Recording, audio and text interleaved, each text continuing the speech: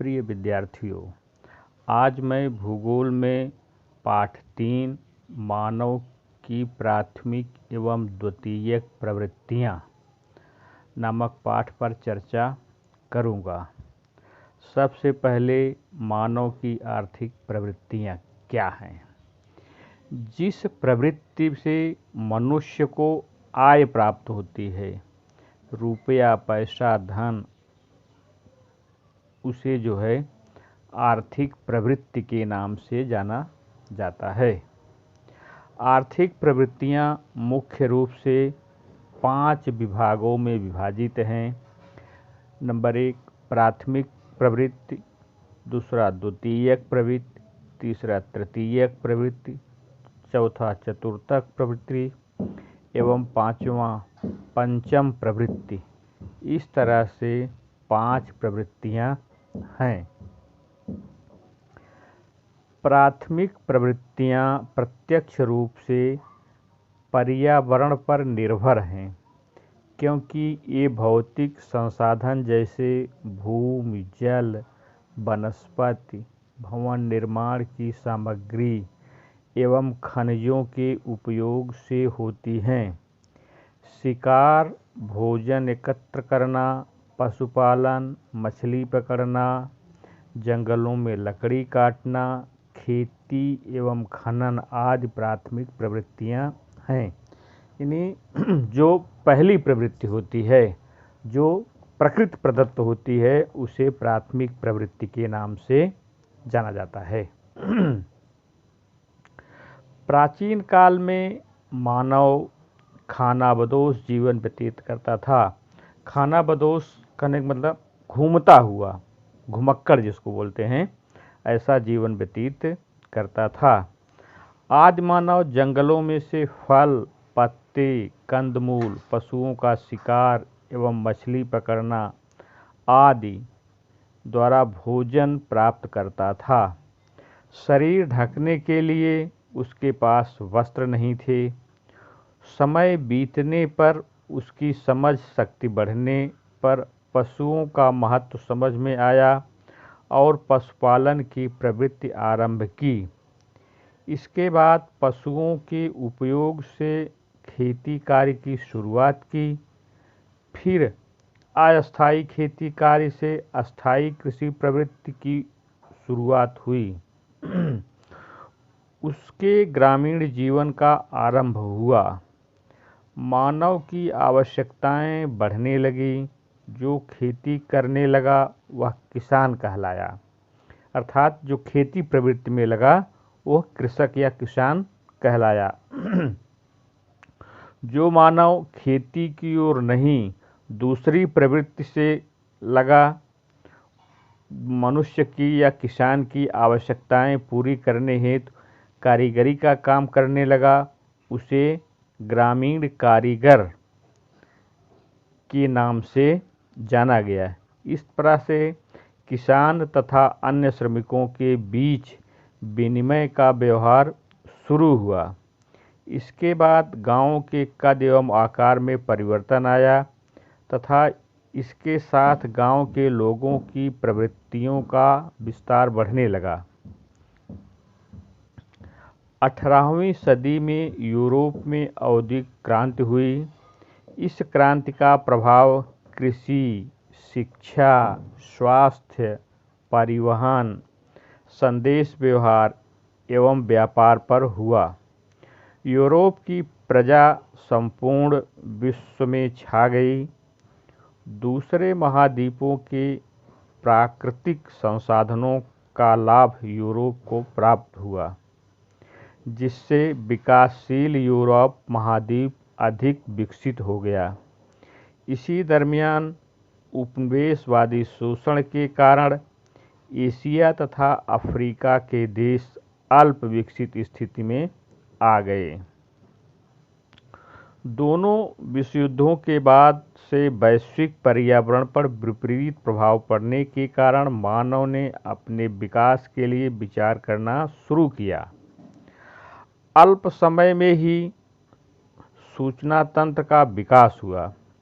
1980 के दशक में पश्चिम यूरोपीय देशों में ज्ञान का उत्पादन एवं प्रसारण महत्वपूर्ण व्यवसाय बन गया, जिसके परिणाम स्वरूप 20वीं सदी में सूचना क्रांति तथा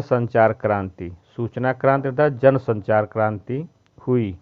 दूरसंचार प्रौद्योगिकी के परिणाम स्वरूप समग्र मानवजाति के विकास के लिए नए द्वार खुल गए हैं।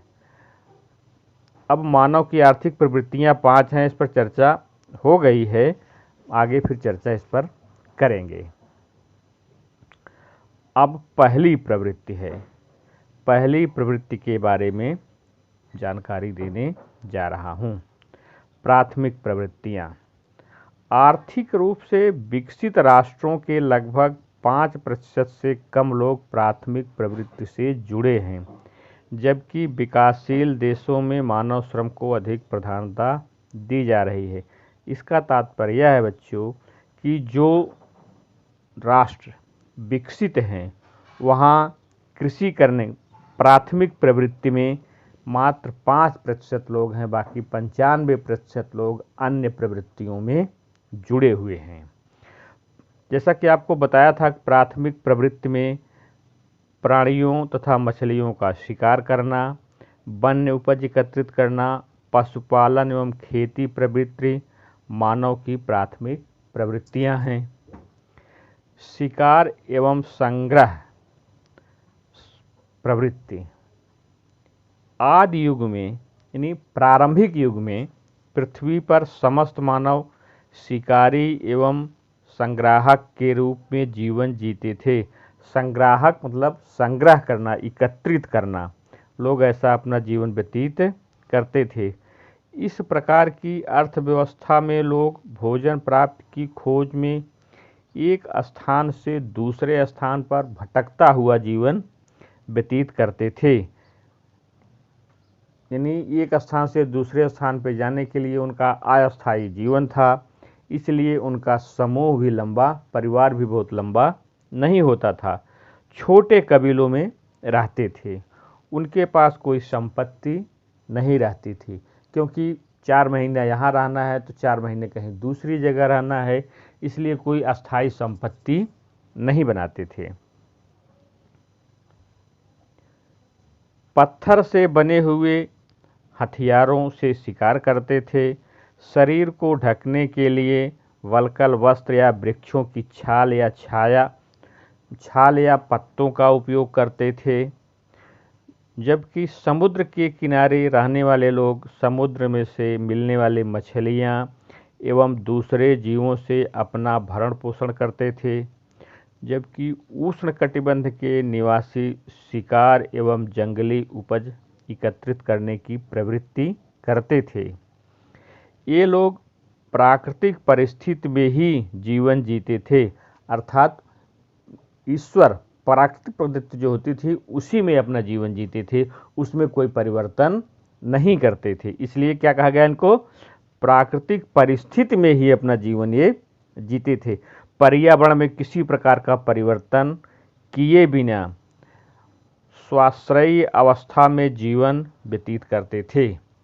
वर्तमान समय में ऐसे लोग ऑस्ट्रेलिया, अफ्रीका, उत्तर अमेरिका तथा दक्षिण अमेरिका के मर्यादित क्षेत्रों में ही देखने को मिलते हैं। ये भी आज भी ऐसे लोग हैं।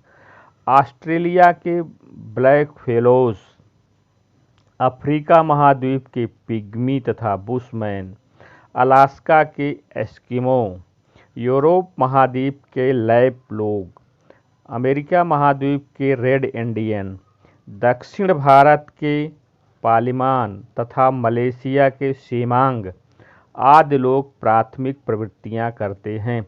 यानी इतने लोग प्राथमिक प्रवृत्तियों से अभी भी जुड़े हुए हैं।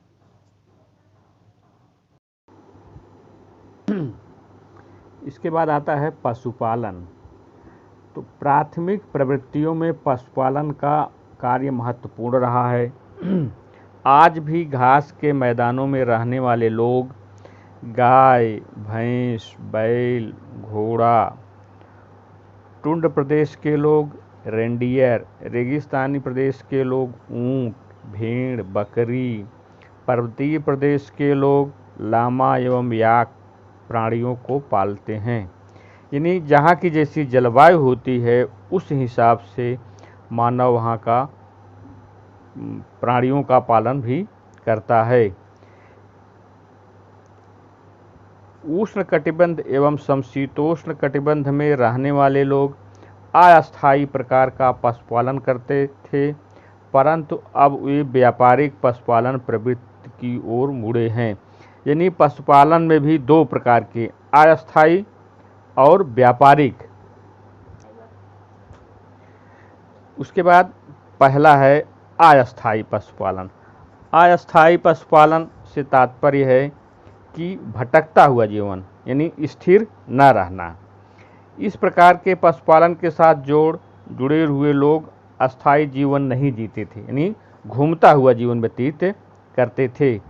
पशुपालक अपने पशुओं के साथ ऋतु के अनुसार स्थानांतरण करते हैं। स्थानांतरण करते हैं मतलब एक स्थान से दूसरे स्थान पर जाते हैं। हिमालय में सर्दी में ऊंचे ढलानों से तलहटी की ओर एवं गर्मी में तलहटी से ऊंचे ढलानों की ओर स्थानांतरण करते हैं। यानी जब सर्दी पड़ने लगती है तो नीचे मैदानी की तरफ आ जाते हैं, और जब गर्मी बढ़ जाती है तो पर्वत के ऊपरी विस्तार में चले जाते हैं। इस तरह से अपना स्थानांतरण करते रहते हैं। टुंड प्रदेश के पशुपालक सर्दी की ऋतु में उत्तर से दक्षिण की ओर, गर्मी की ऋतु में दक्षिण से उत्तर की ओर स्थानांतरण करते हैं। ये पशुपालक निश्चित क्षेत्र में पशुओं के साथ भटकते हैं, यानी अपने पशु के साथ घूमते रहते हैं। इन लोगों को ऋतुओं का विशेष ज्ञान होता है। घास एवं पानी के स्रोत आदि के विषय में जानकारी रखते हैं। उनके पशु प्राकृतिक वनस्पति पर निर्भर होते हैं, यानी क्योंकि भटकता हुआ जीवन व्यतीत करते हैं तो प्रकृति प्रदत्त जो घास चारा होता है उसी पर उनके जानवर जो है निर्भर होते हैं। अल्प वर्षा वाले यानी कम वर्षा वाले क्षेत्र के पशुपालक भेड़ बकरी पालते हैं, क्योंकि इनको पानी की आवश्यकता उतनी नहीं होती है। पानी एक दो दिन नहीं मिले तो भी चल जाते हैं। अस्थायी पशुपालक भेड़ बकरी, ऊंट, गाय, बैल, घोड़ा एवं खच्चर प्राणियों को पालते हैं। इस प्रकार का पशुपालन विकासशील देशों में होता है। पशुपालक अपने पशुओं द्वारा दूध, मांस, ऊन एवं चमड़ा आदि पशु उपजें प्राप्त करके अपना जीवन निर्वाह करते हैं। इस प्रकार के पशुपालन पारिस्थितिक तंत्र के अनुसार पारिस्थितिकीय एवं सांस्कृतिक अनुकूलन का विशिष्ट स्वरूप है। यहाँ पशुपालक तथा उनके द्वारा पाले हुए प्राणी परस्पर आश्रित तथा एक समुदाय के रूप में रहते हैं, यानी इस तरह का जीवन व्यतीत करते हैं। अब विश्व में अस्थायी पशुपालन के 7 क्षेत्र हैं, यानी उन क्षेत्रों के नाम मैं बता रहा हूँ, आप उसको देख लीजिएगा।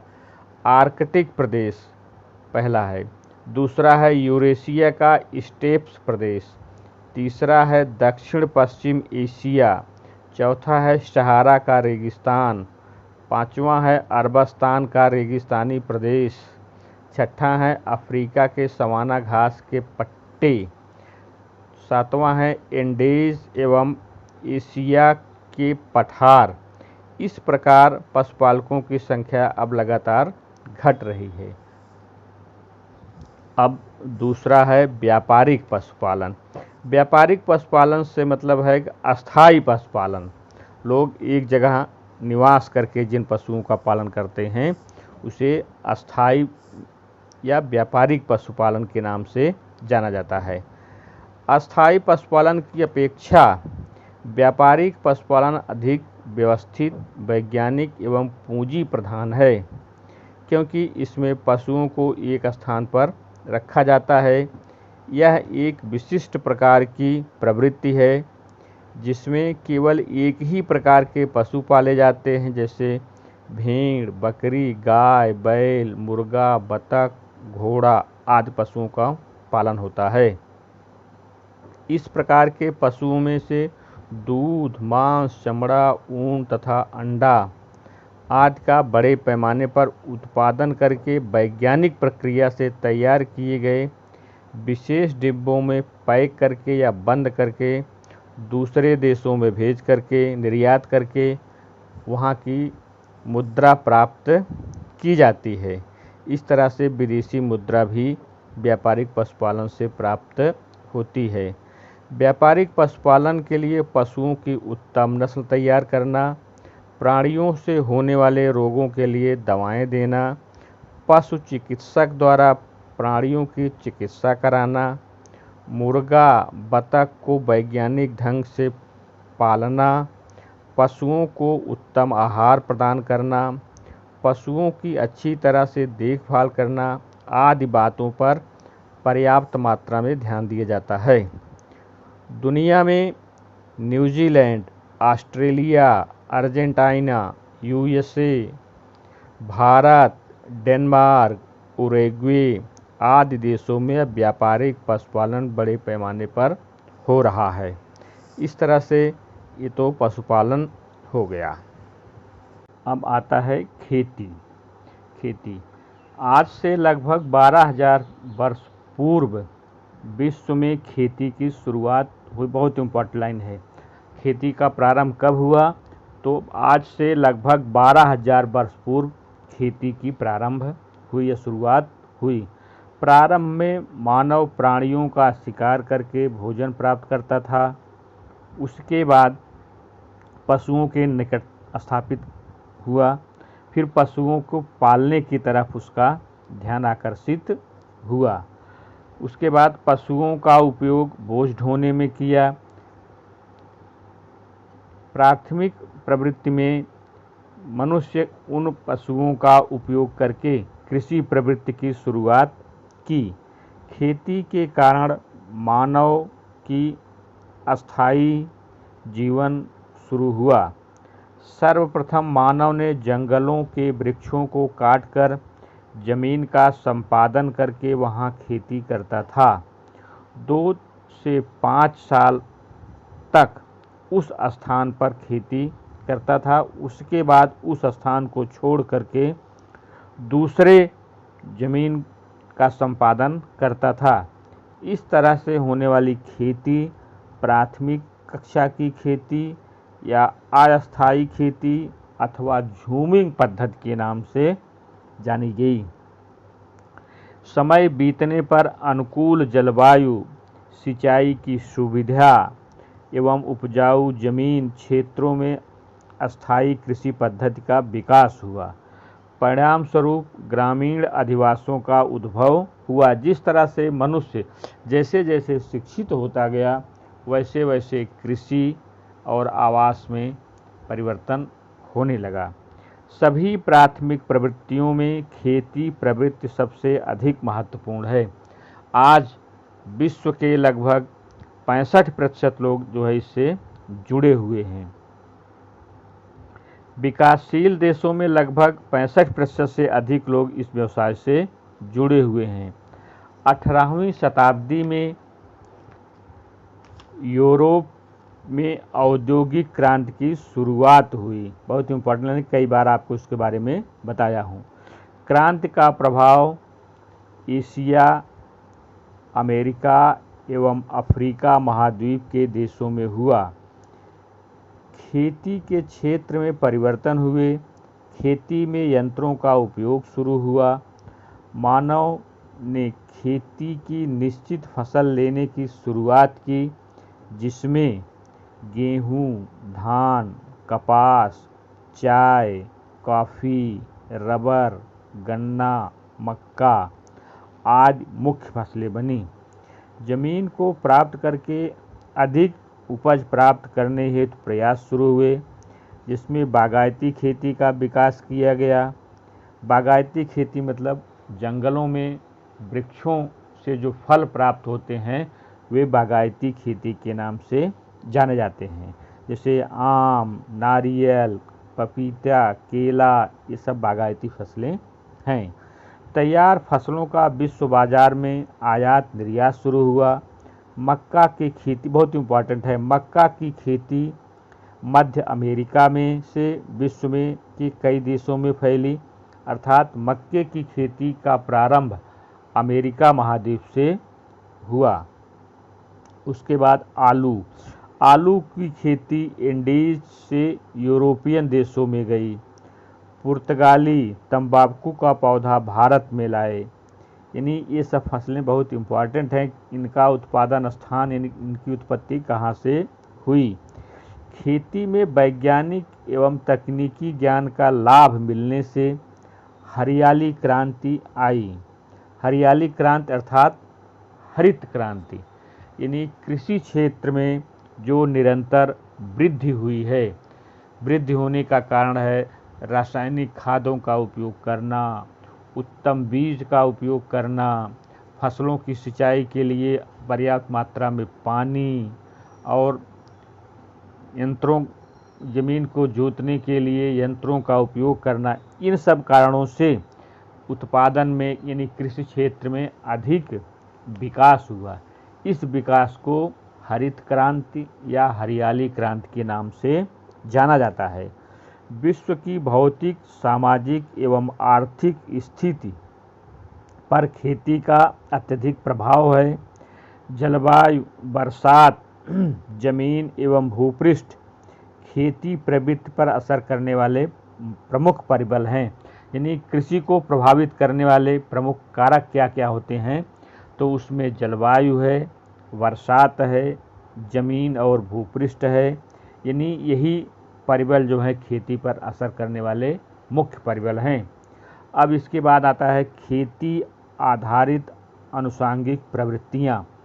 ये अनुषांगिक प्रवृत्तियाँ जो हैं 10 हैं, इसको आप लोग पढ़ लीजिएगा।